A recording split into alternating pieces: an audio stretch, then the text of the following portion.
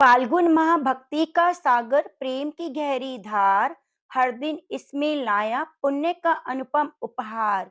इस पावन मास के तीसरे दिवस की बात निराली, धर्म श्रद्धा और आस्था से जुड़ी है इसकी लाली।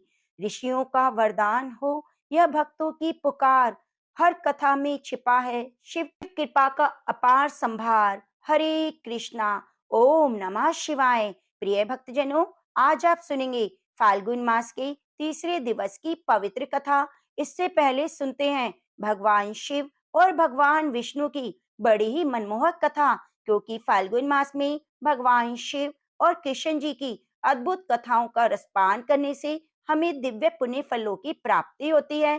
तो आप सभी से निवेदन है कि आप इन कथाओं को बड़ी ही श्रद्धा पूर्वक प्रसन्नचित मन से सुनिएगा और कमेंट करना बिल्कुल भी ना भूलिएगा।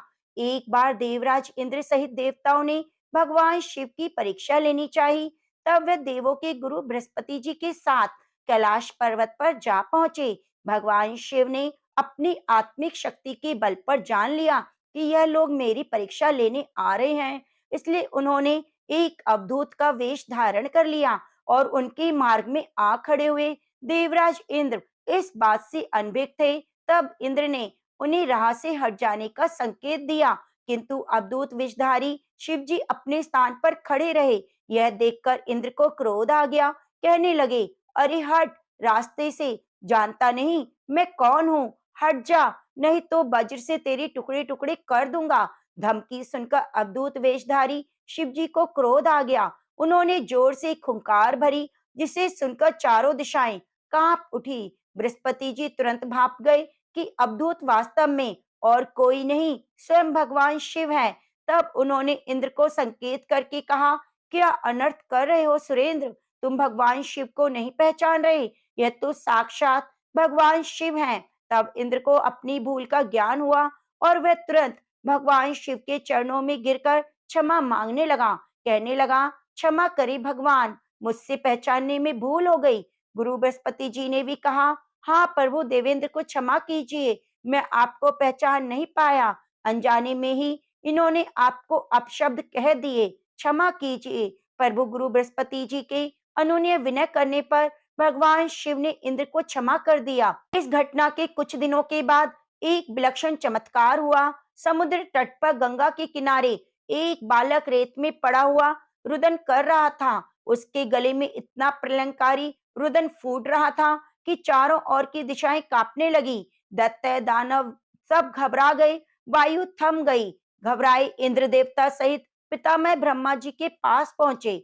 उनसे कहा, पितामह, सागर संगम पर एक अद्भुत बालक रेत में पड़ा रो रहा है और वह इतनी जोर जोर से रुदन कर रहा है कि देवों में भी भय छा गया है।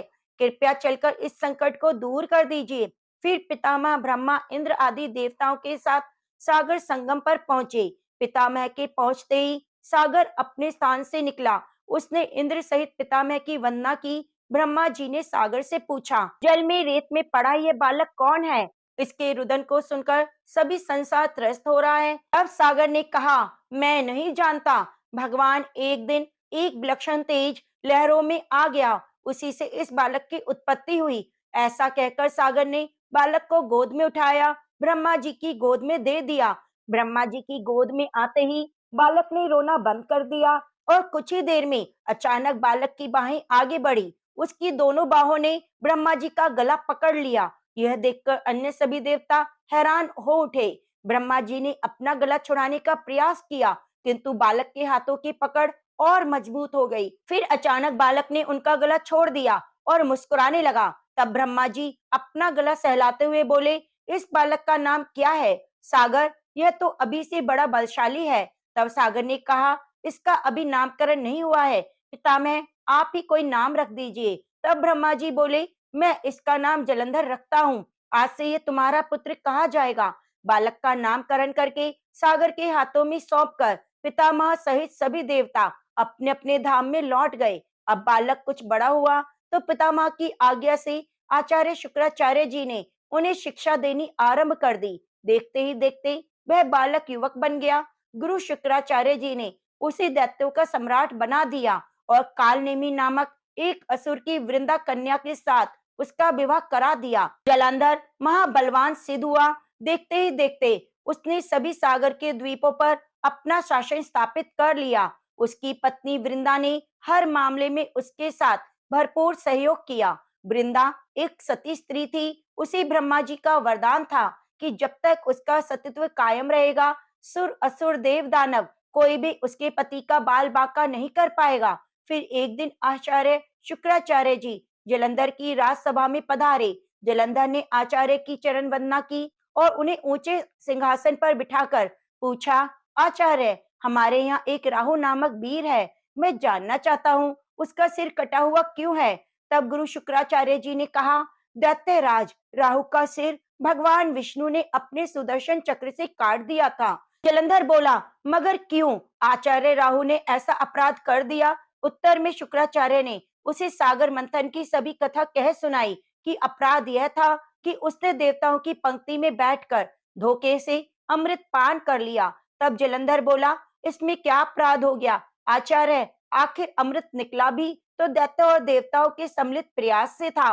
फिर अकेले ही देवता उस अमृत को पी जाने के अधिकारी भला कैसे हो गए? आचार्य बोले, इसमें भी विष्णु की छल नीति थी। समुद्र से निकले समस्त रतन देवराज इंद्र ने ले लिए। अब तो यह बात सुनकर जलंधर क्रोधित हो उठा और बोला, मैं ऐसा नहीं होने दूंगा। मेरे पिता के रत्नों का अधिकारी इंद्र नहीं, मैं स्वयं हूँ। अब तो देवताओं को सागर के रत्न लौटाने पड़ेंगे। उसके बाद गुरु शुक्राचार्य जी तो वापस अपने स्थान चले गए। अब जलंधर ने एक दैत्य को बुलाकर इंद्रपुरी रवाना कर दिया ताकि वह इंद्र को यह संदेश दे आए कि समुद्र मंथन से प्राप्त सभी रत्नों को उसे सौंप दे। अब जलंधर का यह संदेश लेकर उपस्थित हुआ वह दैत्य बोला, सागर मंथन के दौरान उनके पिता के जो भी रत्न आपने हत्या लिए थे उन्हें तुरंत लौटा दीजिए। सुनकर देवराज इंद्र ने कहा, रतन कैसे? दैत्यराज ने कहा, वह रतन तो देवों के परिश्रम के फल थे। सेवक बोला, लेकिन परिश्रम तो देव और दानव दोनों ने ही किया था। फिर रतन भला अकेले देवों के कैसे हो गए? सीधी तरह से रत्नों को लौटा दो, वरना परिणाम अच्छा नहीं होगा। यह सुनकर इंद्र क्रोधित होकर कहने लगा, तुम्हारा इतना साहस, मेरी पुरी में ही आकर मुझे धमकाते हो? ठहरो पापी, मैं अभी तुम्हें इसकी सजा देता हूँ। ऐसा कहकर इंद्र ने अपना वज्र निकाल लिया, लेकिन तभी आचार्य बृहस्पति ने उन्हें रोक दिया। फिर समझाते हुए कहा, इंद्र सुनो, यह दूत है और दूत का वध करना योग्य नहीं, उसे जाने दो। इसके बाद जलंधर तो मारे क्रोध के आग बबूला हो उठा। उसने तुरंत चारों दिशाओं में स्थित दैत्यों के पास संदेश भिजवा दिया कि वे तुरंत इंद्रपुरी पर आक्रमण कर दे। साथ ही साथ अपने सेनापतियों शुंभ निशुंभ के साथ इंद्रलोक पर चढ़ाई भी कर दी। वहां पहुंचकर दैत्य सेना ने देवताओं का विध्वंस करना आरंभ कर दिया। दैत्यों के दल अमरावती को नष्ट भ्रष्ट करने में लग गए। दोनों पक्षों के वीरों के शव जमीनों पर गिरने लगे। आचार्य बृहस्पति देवों की ओर से, शुक्राचार्य दैत्यों की ओर से घायल और मृत वीरों का उपचार करने लगे और वे पुनः जीवित होकर युद्ध करने लगे। युद्ध चलता रहा, लेकिन किसी भी पक्ष की विजय नहीं हुई। इस पर जलंधर क्रोधित होकर गुरु शुक्राचार्य के पास पहुंचा। बोला, गुरुदेव, संजीवनी विद्या तो सिर्फ आप ही जानते हैं, फिर भला ये देवता मरकर जीवित कैसे हो रहे हैं? तब गुरु शुक्राचार्य बोले, दैत्यराज, संजीवनी बूटी का उपयोग करना आचार्य बृहस्पति भी जानते हैं। उन्होंने कई देवता इसी कार्य पर लगा रखे हैं कि वे द्रोणगिरी से संजीवनी बूटी लाते रहें। अगर किसी तरह देवताओं द्वारा द्रोणगिरी से बूटी लाना रोक दिया जाए तो आचार्य बृहस्पति देवों को पुनः जीवित नहीं कर पाएंगे। तब जालंधर बोला, लेकिन हमें इस तरह से तो अपनी एक सेना का हिस्सा द्रोणगिरी पर्वत की ओर ले जाना पड़ेगा। फिर यहाँ तो भयंकर गति से युद्ध चल रहा है, ऐसा करना तो बड़ा मुश्किल होगा। तब गुरु शुक्राचार्य कहने लगे, तो फिर क्यों न द्रोणगिरी पर्वत को ही सागर में डुबो दिया जाए, फिर न रहेगा बांस और न बजेगी बांसुरी। शुक्राचार्य की बात सुनकर जलंधर अमरावती छोड़कर अब द्रोणगिरी पर्वत पर जा पहुंचा और अपने मंत्र सिद्धि वाणों से समुद्र में डुबो दिया। इससे देवताओं को संजीवनी बूटी मिलनी बंद हो गई। अब देवताओं में घबराहट फैल गई। देवराज इंद्र घबराते हुए आचार्य बृहस्पति के पास पहुंचे और बोले, हमारे वीर तो बड़ी संख्या में हताहत हो रहे हैं। आचार्य, अब क्या होगा? इस तरह तो सभी देवताओं का विनाश हो जाएगा। तब गुरु बृहस्पति बोले, मेरी सलाह मानो देवेंद्र, यह युद्ध तुरंत बंद कर दो। अपनी सेना सहित भागकर जान बचा लो। जलंधर भगवान शिव के तेज से पैदा हुआ है, उसमें भगवान शिव की तरह अपार बल है। तुम अपनी जान बचाओ, बाद में कोई ना कोई उपाय जलंधर को मारने के लिए निकल जाएगा। अब आचार्य बृहस्पति की सलाह मानकर देवराज इंद्र सहित युद्ध छोड़कर भाग निकले। फिर मेरु पर्वत की कंदरा में जा छुपे। शुंभ निशुंभ सहित दैत्यों की सेना ने उसका पीछा किया, किंतु देवता पहाड़ की गुफाओं में पहुंचकर अदृश्य हो गए। थक हार कर दैत्यों की सेना वापस लौट पड़ी। इधर जलंधर ने सारी अमरावती को लूट लिया, स्वयं इंद्र के सिंहासन पर बैठ गया। इंद्र मेरु पर्वत की कंदरा से निकले और अपने साथियों के साथ भगवान विष्णु के पास पहुंचे। उन्होंने भगवान विष्णु से प्रार्थना की, प्रभु, जलंधर ने समस्त अमरावती तबाह कर दी है, हजारों देवता मारे गए हैं, स्वयं मैं भी मुश्किल से जान बचाकर यहाँ आया हूँ। तब श्री विष्णु ने इंद्र को आश्वासन देते हुए कहा, घबराओ मत, मैं स्वयं तुम्हारी सहायता को चलता हूँ। अब जालंधर ज्यादा दिनों तक नहीं बच सकेगा। फिर श्री विष्णु अमरावती जा पहुंचे और विष्णु जी के वहां पहुंचते ही देवताओं में नवी स्फूर्ति का संचार होने लगा। वे शत्रु सेना पर प्रहार करने लगे। जलंधर बड़े प्रबल बेग से श्री विष्णु के सम्मुख आ डटा। श्री विष्णु जिस भी अस्त्र शस्त्र से उस पर प्रयोग करते, जलंधर उन्हें तुरंत ही निष्फल कर देता। आखिर में श्री विष्णु ने हार मान ली और कहने लगे, तुम वीर जलंधर हो, मेरे इन अस्त्रों को भी तुमने निष्फल कर दिया, अब ये युद्ध बंद कर दो। जलंधर ने कहा, यह युद्ध अब केवल एक ही शर्त पर बंद हो सकता है। हे देव, यदि आप मेरी बहन लक्ष्मी सहित मेरे द्वीपों पर मेरा आतिथ्य स्वीकार करें। तब भगवान विष्णु ने जलंधर की यह शर्त स्वीकार कर ली। जलंधर के आदेश पर युद्ध बंद हो गया। इसके बाद भगवान विष्णु लक्ष्मी जी सहित सागर द्वीप पर पहुंचे और जलंधर अमरावती की सारी संपदा को अपनी राजधानी में ले आया। फिर बड़े प्रेम से भगवान विष्णु की आतिथ्य सेवा करने लगा। फिर एक दिन देवऋषि नारद उनकी सभा में पधारे। जालंधर ने उनका स्वागत किया। नारद जी ने कहा, दैत्य, आज इस समय सभी ऐश्वर्य तुम्हें उपलब्ध है, किंतु एक चीज की कमी है। जलंधर बोला, इस चीज की कमी है देवऋषि, मेरे पास तो सभी कुछ है।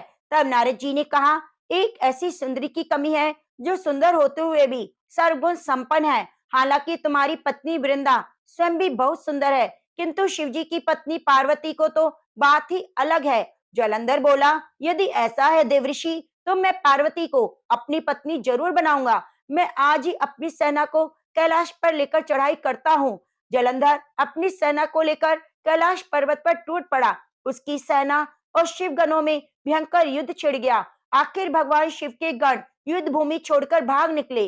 विवश होकर भगवान शिव को युद्ध भूमि में जाना पड़ा। अपने स्वामी की उपस्थिति में शिव गणों का उत्साह बढ़ गया। वे तीव्र वेग से दैत्य सेना पर टूट पड़े और उनका संहार करना शुरू कर दिया। अब शिव जी जलंधर के सम्मुख आ डटे। दोनों में विकट युद्ध छिड़ गया। दूसरी ओर भगवान विष्णु अपनी कुछ और माया रच रहे थे। जलंधर की पत्नी वृंदा एक महापतिव्रता नारी थी। तब भगवान विष्णु ने जलंधर का ही वेश धारण किया और वृंदा के पास जा पहुंचे। उन्होंने वृंदा का आलिंगन किया, लेकिन वृंदा को यह आभास हो गया कि उसके पति का वेशधारी यह व्यक्ति उनका पति नहीं है। इसलिए वह कड़क कर बोली, कौन है तू?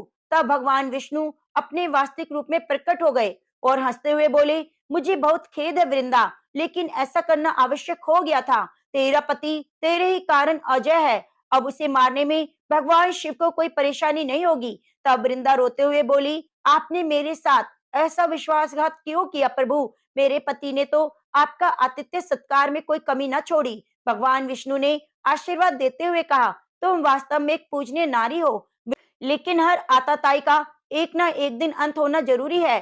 तुम्हारे पति का पाप बढ़ता जा रहा था, अब उसका अंत निकट आ पहुंचा था। लेकिन मैं तुम्हें वरदान देता हूँ, आज से तुम सारे संसार में पूज्य होगी। सभी स्त्रियां तुम्हारी पूजा करेंगी। पश्चात आपकी अग्नि में जलती हुई वृंदा इधर अग्नि में कूद पड़ी और देखते ही देखते भस्म हो गई। उसके शरीर का तेज निकलकर पार्वती जी के शरीर में प्रविष्ट हो गया। देवताओं ने पुष्प वर्षा की। वृंदा की अग्नि में भस्म होते ही इधर जलंधर का तेज घट गया।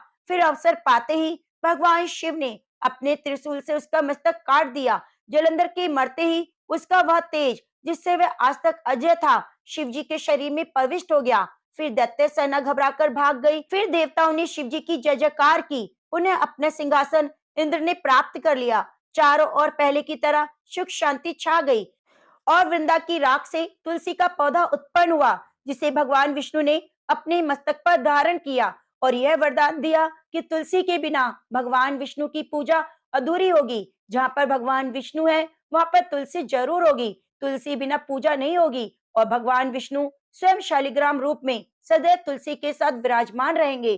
तो प्रेम से बोलिए, तुलसी शालिग्राम भगवान की जय।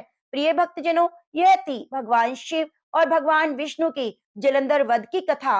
अब आइए सुनते हैं फाल्गुन मास महात्म्य की कथा। गौतम मुनि ने जब राजा को बताया कि वे शिवरात्रि का उपवास करके भगवान शिव की महोत्सव को देखकर लौटे हैं और उन्होंने एक मार्ग में एक आश्चर्य की बात देखी है, तब राजा ने पूछा, ब्राह्मण, आपने मार्ग में कहा और कौन सी आश्चर्य की बात देखी है, वह भी मुझे बताइए। तब गौतम जी ने कहा, राजा, गोकर्ण से आते समय एक स्थान पर दोपहर के समय मुझे एक स्वच्छ सरोवर दिखाई दिया। वहां जल पीकर मैंने रास्ते की थकावट दूर की। घनी और शीतल छाया वाले बरगद के नीचे विश्राम किया। उसी समय थोड़ी ही दूर पर मैंने एक अंधी और बूढ़ी दुबली पतली चांडाल को देखा। उसका मुंह सूख गया था। उसने कुछ भी भोजन नहीं किया था।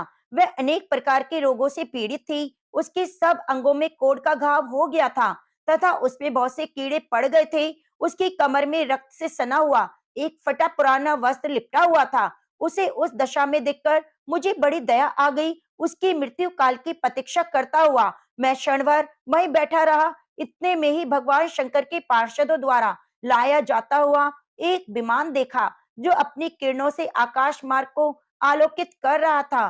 तब मैंने शीघ्र ही समीप जाकर आकाश में खड़े हुए उन शिव गणों से पूछा, आप लोगों को नमस्कार है। मैंने आप लोगों को पहचान लिया है।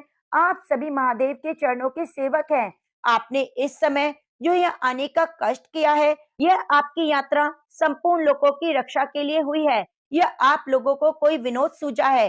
कृपया करके मुझे बताइए, आप यहाँ किस लिए पधारे हैं? तब शिव जी के दूत बोले, मुने, ये सामने जो बूढ़ी चांडाली मर रही है, इसी को ले जाने के लिए भगवान शिव ने हमें आदेश दिया है। यह सुनकर मैंने उनसे पूछा, अहो, यह महापाप आत्मा घोर चांडाली इस दिव्य विमान पर बैठने की अधिकारिणी कैसे हो सकती है? यह तो जन्म से लेकर जीवन भर प्राय अपवित्र में ही डूबी रही, पाप मग्न और पाप का अनुगमन करने वाली है। इस दुराचारी को आप लोग शिवलोक में क्यों ले जा रहे हैं? इसने कभी शिव जी का पंचाक्षर मंत्र नहीं जपा, शिव जी का पूजन नहीं किया, न कभी भगवान शंकर का ध्यान किया। सत्संग से सदा दूर रहने वाली इस अत्यंत क्रोधी स्वभाव वाली स्त्री को आप लोग भगवान शिव के लोक में कैसे ले जाना चाहते हैं? और ईश्वर की इस लीला का रहस्य देहधारियों की समझ में आना कठिन है, जिसमें पाप आत्मा प्राणी भी दया करके परम पद में पहुंच जाते हैं। मेरा ऐसा कहने पर देवाधिदेव भगवान शिव के दूत इस प्रकार बोले, महामते, यह कर्मों के परिपाक से प्राप्त होने वाली गति देखो, जो एक नीच से नीच नारी भी आज रोग शोक से रहित परम धाम पर आरूढ़ हो रही है। इसने पूर्व जन्म में अन्न दान आदि नहीं किया, भूख प्यास आदि कलेश से यहाँ पीड़ित हो रही है। इसने जो मदिरा के नशे में अंधी होकर बड़ा भयंकर पाप कर डाला था, उसी के फल से यह जन्मांध हो गई। पूर्व जन्म में इसने जानबूझकर गाय के बछड़े को खाया था, इसलिए इस जन्म में अतिशय निंदनीय चांडालनी हुई। इसने सदाचार का मार्ग त्याग कर पूर्व जन्म में व्यभिचार के मार्ग को अपनाया था। उसी निंदनीय पाप के कारण ये दुराचारी हुई। महान पाप के कारण इसके शरीर में कोढ़ के बहुत से घाव हो गए। इसने काम वेदना से व्याकुल होकर स्वेच्छा अनुसार शूद्र से रमण किया। उस पाप के कारण इसे महा रक्त पीव और कीड़ों से पीड़ित होना पड़ा। इसने कभी उत्तम व्रत का पालन नहीं किया, यज्ञ पूजा आदि नहीं की, कुआं आदि खुदवाने, बाग बगीचे लगाने का काम नहीं किया। उसी पाप से यह सब प्रकार के भोग साधनों से रहित होकर दुख पा रही है।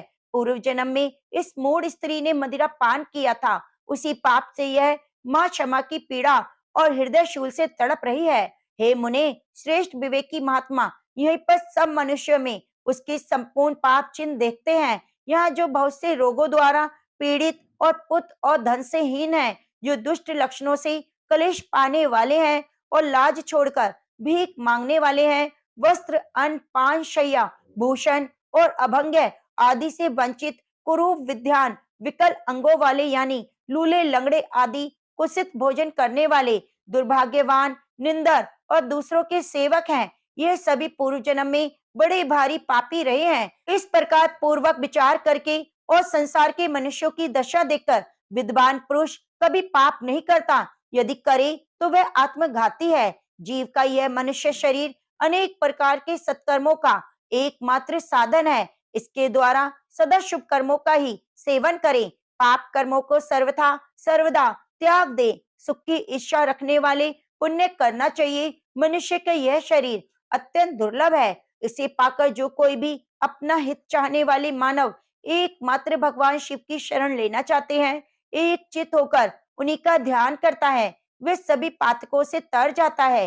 पहले इस दुराचारी स्त्री के मुख से और सावधानी में शिव का नाम उच्चारित हुआ। श्री गोकर्ण क्षेत्र में शिवरात्रि को उपवास करके रात्रि में जागरण किया और मस्तक पर बिल्व पत्र चढ़ाया। उसी का उत्तम फल है जो आज भोगने जा रही है। यह सब तुम अपनी आंखों से देखते हो। तब गौतम जी कहते हैं, हे राजन, इस प्रकार कहकर शिव दूतों ने उस चांडालिनी को योनि से मुक्त करके खींचकर दिव्य तेज से संपन्न कर दिया। उस नारी को दिव्य शरीर प्राप्त हुआ और वह तेज की राशि से उद्भव हो उठी। इसके बाद शिव के दूतों ने प्रसन्न होकर उसे विमान पर बिठाया। वे परम उदार से लावण्य से सुशोभित और दिव्य वस्त्र धारण करने वाली हो गई। उसकी देह से सब और दिव्य सुगंध और दिव्य प्रकाश फैल रहा था।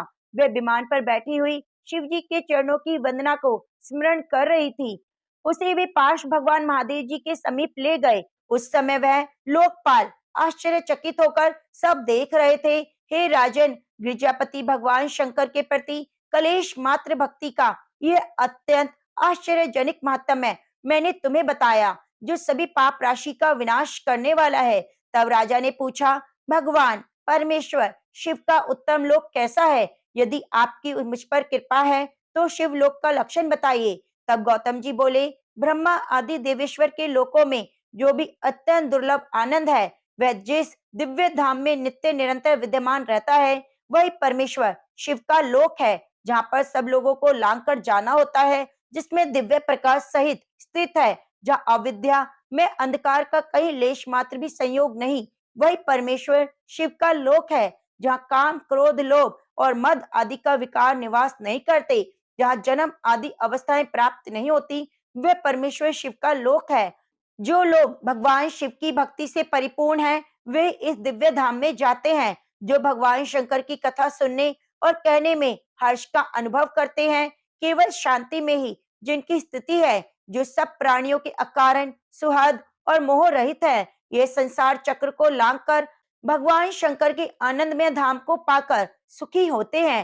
हे राजेंद्र, इसी प्रकार तुम भी गोकर्ण क्षेत्र में भगवान शंकर के स्थान पर जाकर उनके दर्शन से सभी पाप राशि का निवारण करो और कृत हो जाओ। वहाँ इस समय स्नान करके महाबल शिव की पूजा करो। शिव चतुर्दशी को एकाग्रता पूर्वक उपवास करके रात्रि में जागरण और बिल्व पत्र द्वारा भगवान शिव का पूजन करो। इससे तुम सभी पापों से मुक्त होकर शिवलोक को प्राप्त होगे। ऐसा कहकर गौतम जी प्रसन्नता पूर्वक मिथिलापुरी को चले गए। राजा मित्र सह गोकर्ण क्षेत्र में आए। वहां महाबल नाम से प्रसिद्ध महादेव जी का दर्शन और पूजन करके वे सभी पाप राशि धुल गई। उन्होंने भगवान शिव के परम धाम को प्राप्त किया। जो मनुष्य भगवान शिव की इस मनोहर कथा को प्रतिदिन भक्ति भाव पूर्वक सुनता है, वह परम गति को प्राप्त होता है। सूत जी कहते हैं, भगवान शिव गुरु हैं, शिव देवता है, शिव ही प्राणियों के बंधु हैं, शिव ही आत्मा है, शिव ही जीव है, शिव से भिन्न दूसरा कुछ नहीं। भगवान शिव के उद्देश्य से जो कुछ भी जप दान होम किया जाए, उसका फल अनंत होता है। ये सभी शास्त्रों का निर्णय है। जो एकमात्र भगवान शिव का भजन करता है, वह सब बंधनों से मुक्त हो जाता है। जो प्रीति अपने पुत्र स्त्री धन में की जाती है, यदि वे भगवान शिव की पूजा में की जाए तो वह उद्धार कर देती है। इसलिए कितने ही महात्मा पुरुष भगवान शिव की पूजा के लिए संपूर्ण विषय रूपी मदिरा को छोड़ देते हैं। वही जिह्वा सफल है जो भगवान शिव की स्तुति करती है। वही मन सार्थक है जो भगवान शिव के ध्यान में संलग्न रहता है। वही कान सफल है जो उनकी कथा सुनने के लिए उत्सुक हैं। वही दोनों हाथ सार्थक हैं जो शिव की पूजा करते हैं। वे नेत्र धन्य हैं जो महादेव जी की पूजा का दर्शन करते हैं। वे मस्तक धन्य है जो भगवान शिव के सामने झुक जाता है। वह पैर धन्य है जो भक्ति पूर्वक शिव के क्षेत्रों में सदा भ्रमण करते हैं। जिसकी संपूर्ण इंद्रियां भगवान शिव के कार्यों में लगी रहती हैं। वह संसार सागर के पार हो जाता है और भोग और मोक्ष को प्राप्त कर लेता है। शिव की भक्ति से युक्त मनुष्य, चांडाल, पुलक, नारी, पुरुष, नपुंसक कोई भी क्यों ना हो, तत्काल बंधन से मुक्त हो जाता है। जिसके हृदय में लेश मात्र भी भगवान शिव के प्रति भक्ति है, वह सभी देहधारियों के लिए वंदनीय है। उज्जैनी में चंद्रसेन नामक एक राजा थे। उसी नगर में निवास करने वाले भगवान महाकाल का पूजन करते थे। शिव के पार्षदों में अग्रण्य और सभी इंद्रियों को जीतने वाले विश्व वंदित मणिभद्र जी राजा चंद्रसेन के सखा थे। उन्होंने राजा को प्रसन्न कर एक समय उन्हें दिव्य चिंतामणि प्रदान की, जो कौस्तुभ मणि और सूर्य के समान दिव्य थी। वह देखने, सुनने और ध्यान करने पर भी मनुष्य को मनवांछित वस्तु प्रदान करती थी। राजा उस चिंतामणि को कंठ में धारण करके जब सिंहासन पर बैठते, तब देवताओं में सूर्य नारायण की भांति उनकी शोभा होती थी। राजा चंद्रसेन के विषय में यह बात सुनकर सभी राजाओं के मन में उस मणि के प्रति लोभ की मात्रा बढ़ गई। वे शब्द रहने लगे और एक बार उन्हें बहुत सी सेना लेकर क्रोध पूर्वक पृथ्वी को कंपित करते हुए आक्रमण किया। उज्जैनी को चारों ओर से घेर लिया। अपनी पुरी को घिरी हुई देखकर राजा चंद्रसेन भगवान महाकाल के शरण में गए और मन में संदेह रहित करके दृढ़ निश्चय के साथ उपवास पूर्वक दिन रात अनन्य भाव से भगवान गौरीपति की आराधना करने लगे। उन्हीं दिनों उस नगरी में कोई ग्वालिन रहती थी, जिसके एकमात्र पुत्र था। वह विधवा थी, उज्जैनी में बहुत दिनों से रहती थी। वह अपने 5 वर्ष के बालक को लिए हुए महाकाल के मंदिर में गई। राजा चंद्रसेन द्वारा की हुई गिरिजापति की महापूजा का दर्शन किया। शिव पूजा का आश्चर्यमय उत्सव देखकर उसने भगवान को प्रणाम किया। पुनः अपने निवास स्थान को लौट आई। ग्वालिन के उस बालक ने भी वह सारी पूजा देखी। घर आने पर उसने कौतुकवश शिवजी की पूजा आरंभ की। संसार से वैराग्य प्रदान करने वाली एक सुंदर पत्थर लाकर उसे घर में थोड़ी ही दूरी पर एकांत स्थान में रख दिया। उसी को शिवलिंग माना। फिर अपने हाथ से मिलने लायक जो कोई भी फूल दिखाई दिए, सबका संग्रह करके उस बालक ने जल से शिवलिंग को स्नान कराया, भक्ति पूर्वक पूजन किया। उसके बाद कृत्रिम अलंकार, चंदन, धूप, दीप आदि उपचारों से अर्चना करके मना कल्पित दिव्य वस्तुओं से भगवान को नैवेद्य निवेदन किया। सुंदर सुंदर पत्रों और फूलों से बार बार पूजन करके भांति भांति से नृत्य किया और बारंबार भगवान के चरणों में शीश झुकाया। इस प्रकार अनन्य चित होकर शिव की आराधना में लगे हुए अपने पुत्र को ग्वालिन ने बड़े प्यार से भोजन के लिए बुलाया। उसका मन तो पूजा में लगा हुआ था। माता के बहुत बुला लेने पर भी उसे भोजन करने की इच्छा नहीं हुई। तब उसकी माँ स्वयं उसके पास गई। उसे शिव के आगे आंखें बंद करके ध्यान लगाए बैठा देखकर हाथ पकड़कर खींचने लगी। इतने पर भी जब वह नहीं उठा, तो उसने क्रोध में आकर खूब खींचा पीटा और मारने लगी। फिर उसका पुत्र नहीं आया, तब उन्हें शिवलिंग उठाकर दूर फेंक दिया और चढ़ाई हुई सारी पूजा सामग्री नष्ट कर दी। यह देखकर बालक हाय हाय करके रो उठा। रोष में भरी हुई ग्वालिन अपने बेटे को डांट डपट कर पुनः घर में चली गई। भगवान शिव की पूजा को माता के द्वारा नष्ट की हुई देखकर वह बालक देव देव महादेव की पुकार करते हुए सहर्षा मूर्छित होकर गिर पड़ा। उसके नेत्रों से आंसुओं की धारा प्रवाहित हो रही थी। 2 घड़ी बाद जब उसे चेत हुआ, उसने आंखें खोली तो देखा उसका निवास स्थान परम सुंदर शिवालय हो गया था। यह देखकर वह हर्षित हो उठा और परमानंद के समुद्र में निमग्न हो गया। उसने समझ लिया यह सब शिवजी की पूजा का महात्म्य है। उसी के प्रभाव से यह दिव्य विभूति प्रकट हुई है। उस बालक ने अपनी माता के अपराध की शांति के लिए पृथ्वी पर मस्तक रखकर साष्टांग प्रणाम किया और कहा, देव उमापति, मेरी माता का अपराध क्षमा कर दीजिए। वे मूढ़ है, आपके प्रभाव को नहीं जानती। हे शंकर, आप प्रसन्न होइए। यदि मुझ में आपकी भक्ति से उत्पन्न हुआ कुछ भी पुण्य है, तो उससे मेरी माता आपकी दया प्राप्त करे। इस प्रकार भगवान शंकर को बार बार प्रणाम करके उनके चरणों में मस्तक झुकाकर सूर्य अस्त के समय वह बालक शिवालय से बाहर निकला। अपने शिविर में देखा वह इंद्र नगर के समान शोभा पा रहा था। वहां सब कुछ तत्काल स्वर्णमयी होकर विचित्र वैभव से प्रकाशित होने लगा। भवन के भीतर प्रवेश करके बालक ने देखा उनकी माँ बहुमूल्य रत्न में पलंग पर बिछी हुई श्वेत रंग की शैया पर निर्भय होकर सो रही है, उसी को याद करती है। उसने माता को जगाया। ग्वालिन बड़े बेग से उठी। अपने पुत्र को और अपने घर को अपूर्व रूप में देखकर आनंद से विहल हो उठी। पुत्र के मुख से गिरजापति शंकर का वे सब प्रसाद सुनकर ग्वालिन ने राजा को सूचना दी, जो निरंतर भगवान शिव के भजन में लगे रहते थे। राजा अपना पूरा नियम करके रात में सहसा वहां आ गए और ग्वालिन के पुत्र का वह प्रभाव जो शंकर जी के संतोष से प्रकट हुआ था, उसे देखा। स्वर्णमयी मंदिर, स्वर्णमयी लिंग, सुंदर मणि माणक्यों से जगमगाता हुआ ग्वालिन का महल, यह देखकर राजा चंद्रसेन, पुरोहित और मंत्रियों को 2 घड़ी तक आश्चर्यचकित होकर परमानंद में डूबे रहे। इसके बाद उन्होंने नेत्रों से प्रेम से आंसू बहाते हुए ग्वालिन के उस बालक को हृदय से लगा लिया। भगवान शिव के इस अद्भुत महात्म्य की चर्चा सभी पुरवासियों में फैल गई।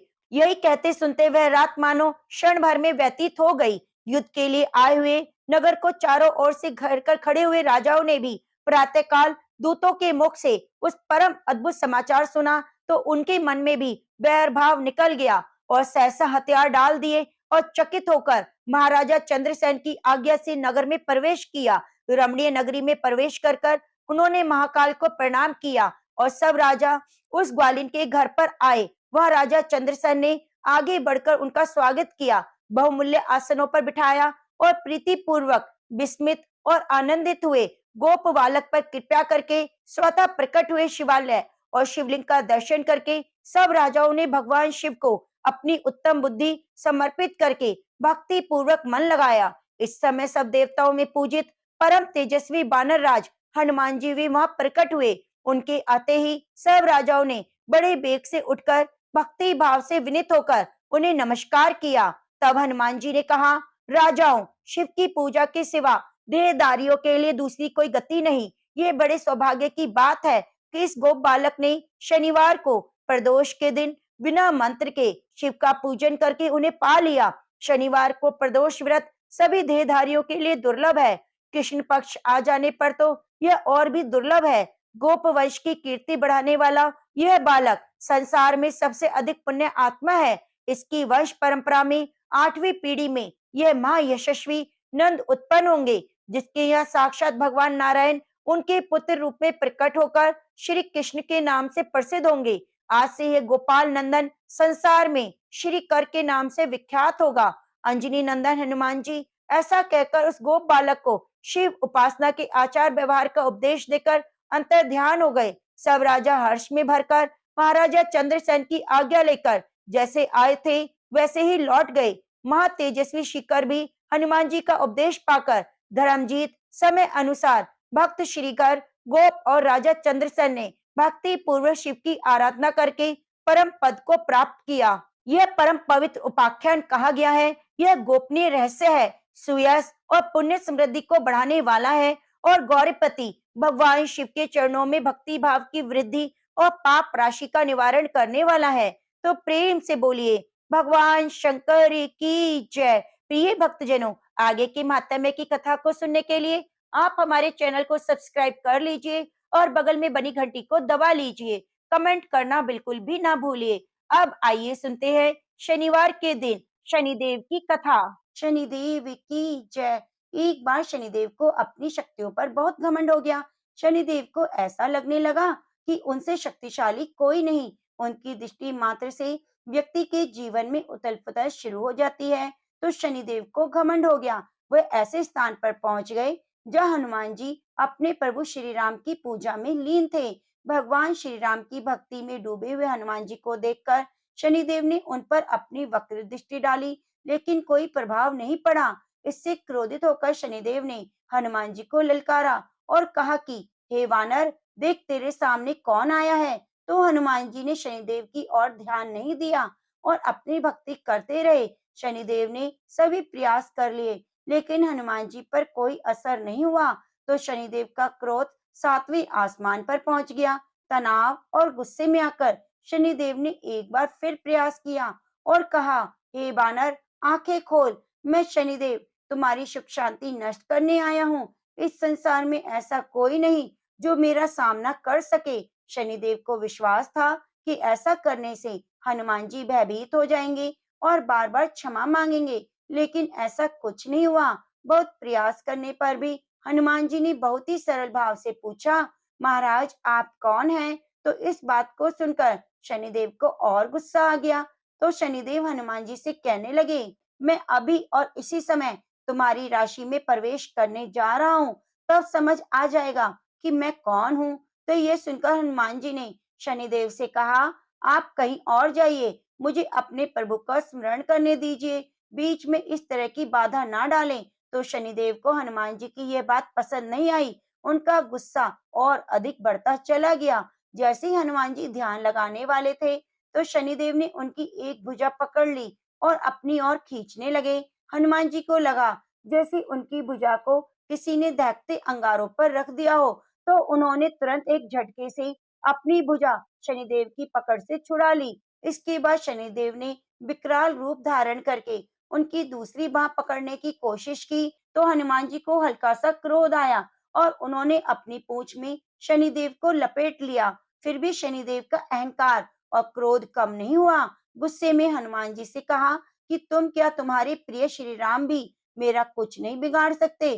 तो इस बात पर तो हनुमान जी का क्रोध अत्यंत ही बढ़ गया और उन्होंने अपनी पूंछ में लपेटे हुए शनिदेव को कभी पहाड़ों पर, कभी वृक्षों पर खूब उठा पटका किया। इसके बाद शनिदेव की हालत खराब हो गई।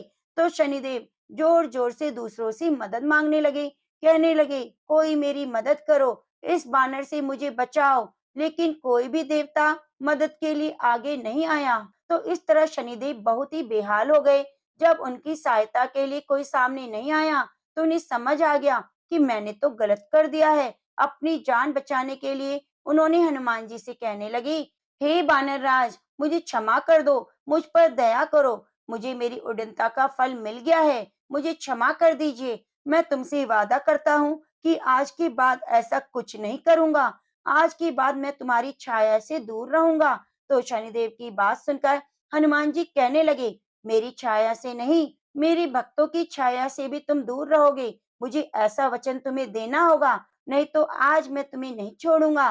तो शनिदेव तुरंत वचन देते हैं कि जो भी तुम्हारे भक्त होंगे, मैं उन्हें कभी भी कोई हानि नहीं पहुंचाऊंगा। आप मुझे कृपा करके छोड़ दीजिए। तो शनिदेव की इस तरह गिड़गिड़ाने पर हनुमान जी ने शनिदेव को छोड़ दिया। इसलिए कहा जाता है कि शनिदेव हनुमान जी के भक्तों को कभी भी परेशान नहीं करते। जिसे भी शनि दोष का सामना करना पड़ता है, उसे हनुमान जी की आराधना करनी चाहिए, संकट मोचन का पाठ करना चाहिए। तो प्रेम से बोलिए, श्री रामचंद्र भगवान की जय। अब आइए सुनते हैं लपसी तपसी की कथा। कहते हैं कि लपसी तपसी की कथा हमें हर कथा कहानी में जरूर सुननी चाहिए। एक लपसी था, एक तपसी था। तपसी हमेशा भगवान की तपस्या में लीन रहता। लपसी रोजाना सवा सेर की लापसी बनाकर भगवान का भोग लगाकर जीम लेता था। एक दिन दोनों लड़ने लगे। तपसी बोला, मैं रोज भगवान की तपस्या करता हूँ, इसलिए मैं बड़ा हूँ। लपसी बोला, मैं रोज भगवान का सवा सेर लापसी का भोग लगाता हूँ, मैं बड़ा हूँ। नारद जी वहां से गुजर रहे थे।